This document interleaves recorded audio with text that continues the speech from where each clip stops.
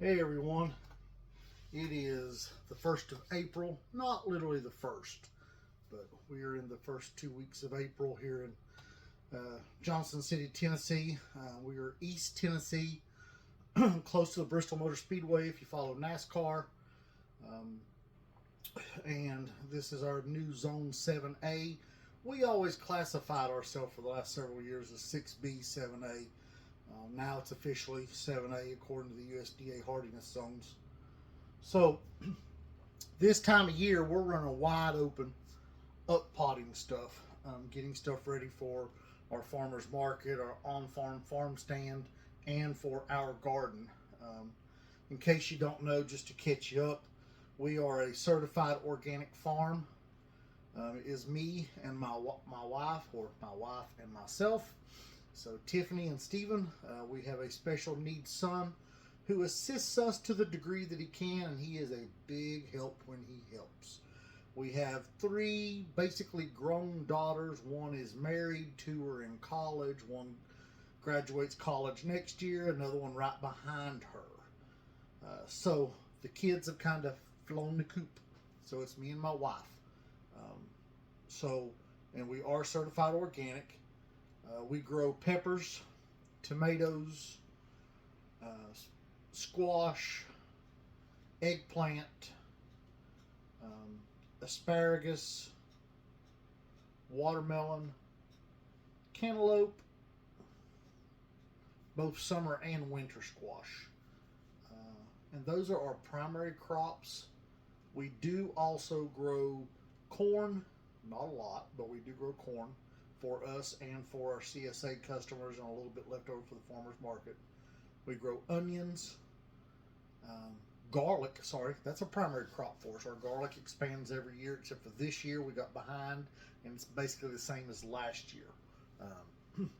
We would have definitely loved to expand it. We have 2 small 12.5 foot by 24.5 foot twin wall polycarbonate greenhouses. We have 1 30 by 72 high tunnel / greenhouse with roll up sides and roll up ends.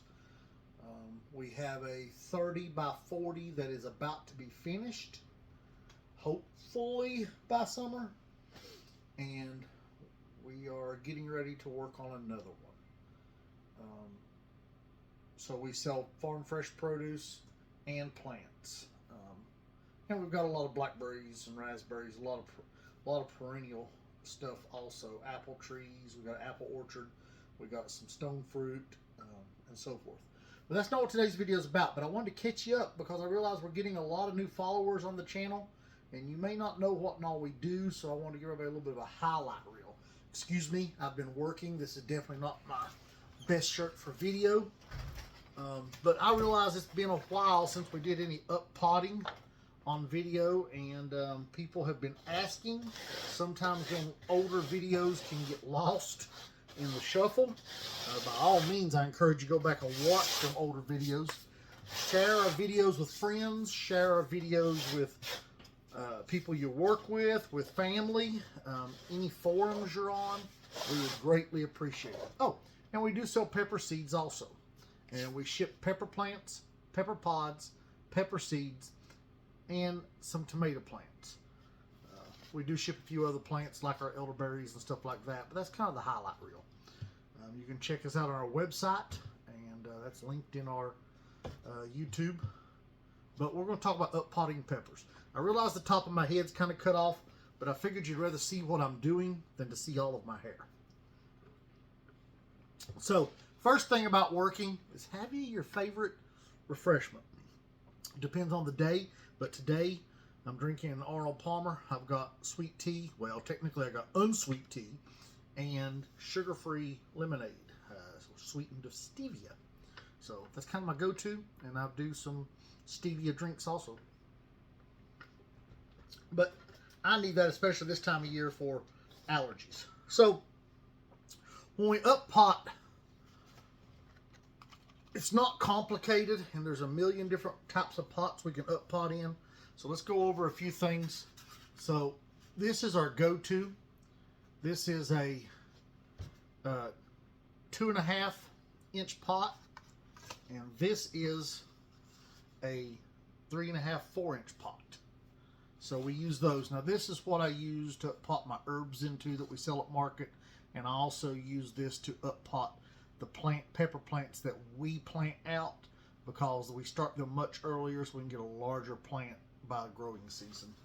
I wished I could do all my customer plants that way, but we're limited on space. Maybe one day, which we can get a nice sized plant out of these. That's not a problem. The other thing we use, these we won't be using once they're gone, but we use these. This is a 2.5 by 3.5 inch tray, and it's got about the same volume of space as these do. So the soil's almost identical, but instead of being straight under the plant, it spreads out. Now I don't like that as much, because if you know anything about your roots, they grow down pretty quick. And this plant also fits in your hole easier when you're planting it, the one out of this pot versus the one out of this. So we're using this for our later peppers this year, the ones that I didn't get up potted in time to justify this. So we're up potting ours into this, and then customers always go into this. This one ships very well for us. We have special shippers for it, as a matter of fact. So, and here's the tray that these fit into. And we purchased these from Greenhouse Megastore. There's probably other places, at some places that might even be cheaper, but they're what works out for us. There is a corresponding tray that we have that these go into, because obviously these don't fit in here. But we have trays for those also. So if you prefer the bigger ones or the smaller ones. So when we up pot, it depends upon a couple of things, exact technique. So this is our 128 cell trays. Usually when the peppers are grown to pretty good maturity in these, they'll come out without, this isn't going to make a liar of, no it will, they'll come out without having to poke them out. And I'll explain that in a second. So these will just pull right out. And by the way, that is a Red Primo. And so let's move. So here is some Primatalis, small plants. Now these won't have an advanced root system, so if I try to pull most of these out, they're not going to come out. So, and this is a 198, I think. 200. So this is a 200 cell tray. So when I take these out, these trays have little holes in the bottom. So when I poke these out, I use a pencil. Just a pencil that'll fit. So, and I think this one is the very tray the pencil don't fit in. So we have to make do. All the rest of them they fit in, except for these 200 cell trays we bought several years ago. Thankfully, we're about done with them. So you'll pull your plant out like that. You'll see some root system on that. I would have seen a little bit better root system, but I had a feeling these didn't have a better root system when I looked at them. So that's how we will poke it out, press it out, whatever. Now we also have, that was Primatalis. This little 200 cell tray, 288, that's what I thought. So this is my 288 cell trays. And so here's an orange cream Jalokia. I like the 288. Some people use 512s.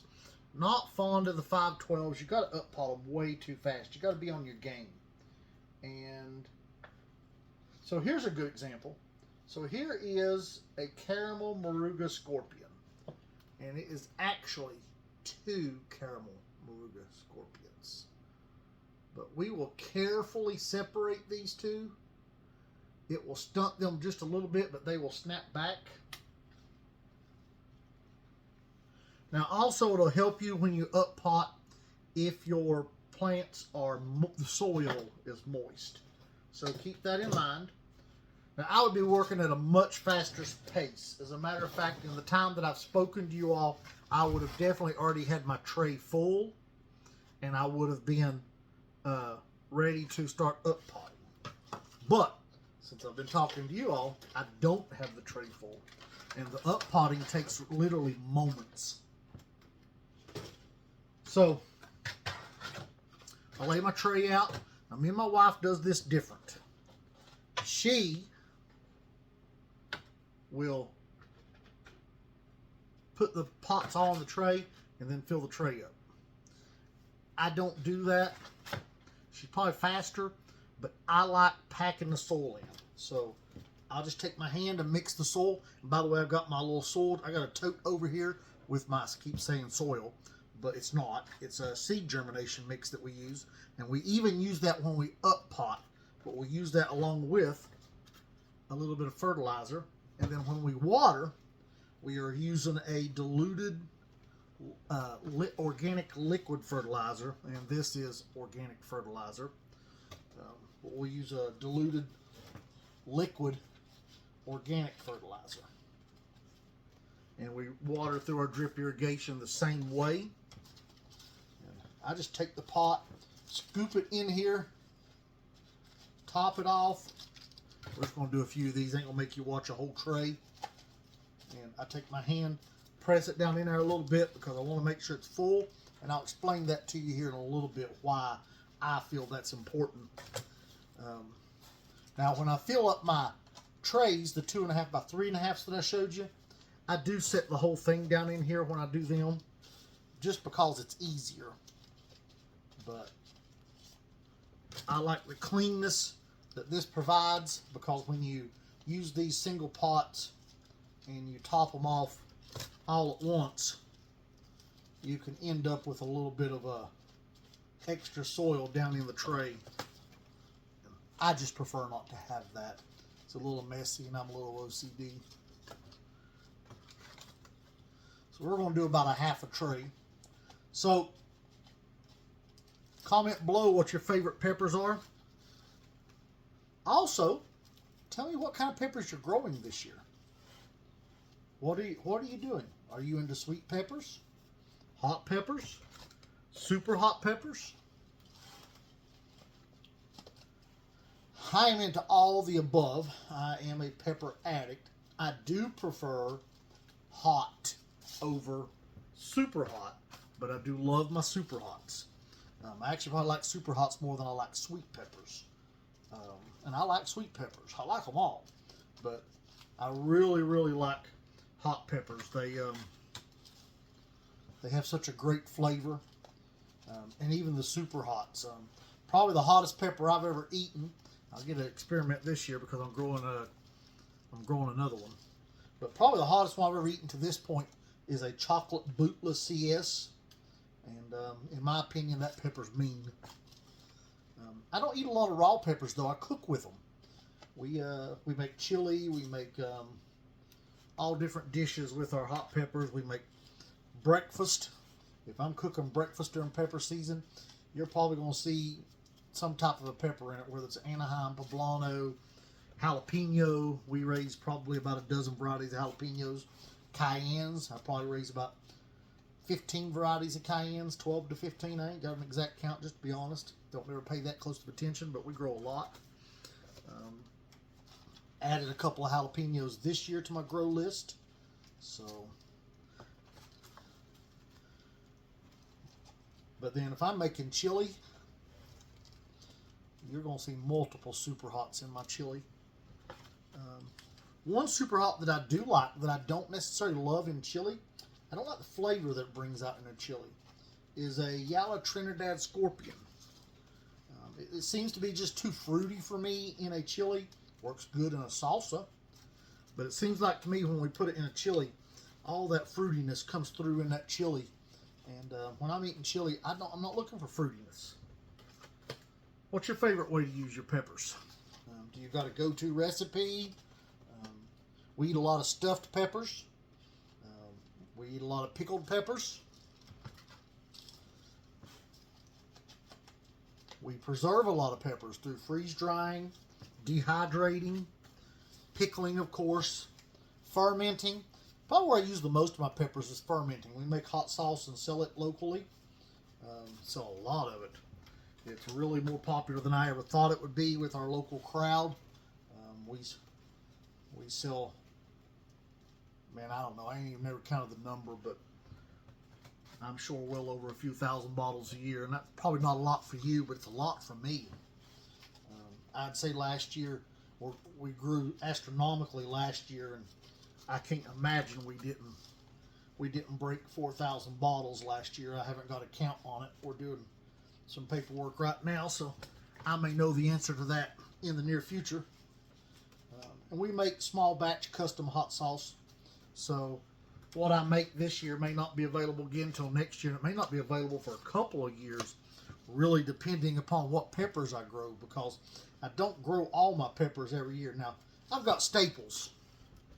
I've got Chocolate Ghost and the Chocolate Bootla and my Apocalypse Scorpions and some stuff like that are going to be grown every year. See, that quick, I got a tray done. Okay, so you can use something to water out / poke your hole. I got these handy dandy digits that God gave me that come in very handy for doing this. Talk too much. So if I was working with my 128 cell tray, I'd make a bigger hole, but I'm working with this little 200 and 288 cell trays. So all I gotta do is stick my finger in there, and I don't gotta go deep. Now, if I was to have a leggy pepper plant, I would go deep and I'd countersink it. These, on these Primatalis, all of them are a nice height, so I will barely go a 1/4 inch, 1/2 inch deeper than what the plant is right now. And the real reason for that is so when the soil settles, I'm not below. So I just stick my finger in, as you can see, water out a small hole, and I usually go through and do the whole tray, but I will do half of it for sake of time for you guys, because I don't want you to get bored in this video. And there we go, half the tray. That's 16 peppers. So now we need 16 peppers. And remember, this is the annoying tray, so this will take longer. We don't use these trays no more, but I had a few left and I'm just trying to finish them off. So all I do is keep count as I go.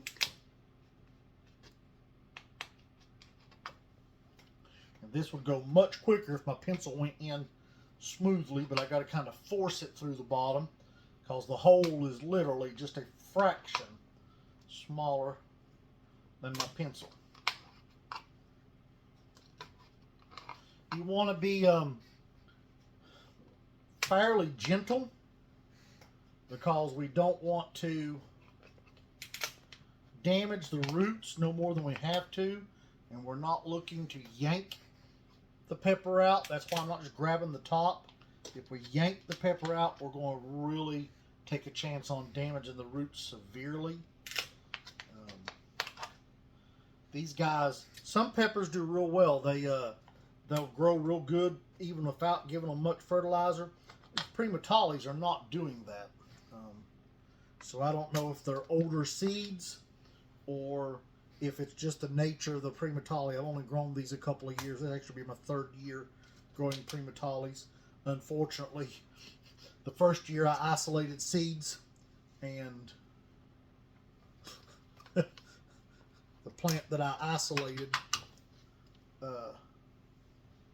died. Actually, I had about 4 die that year in that spot. I don't know if something got into them. They were all right there together. I lost half my Primatalis, and the very plant that I had in an isolation bag did not make it at all. Okay, so I didn't keep count because I was talking, but I think I've got what I need. So I just want to show you how quick this can be. Now, me and my wife does this so it goes kind of quick. And I'll push it in just a little bit deeper. And you just keep rolling. You're not going to destroy the plant unless you get really carried away. But look out for stuff like that. We still got a seed stuck on. That doesn't matter. It'll be fine. It's going to fall off eventually. But I like to go ahead and pull it off. It makes for a better looking plant.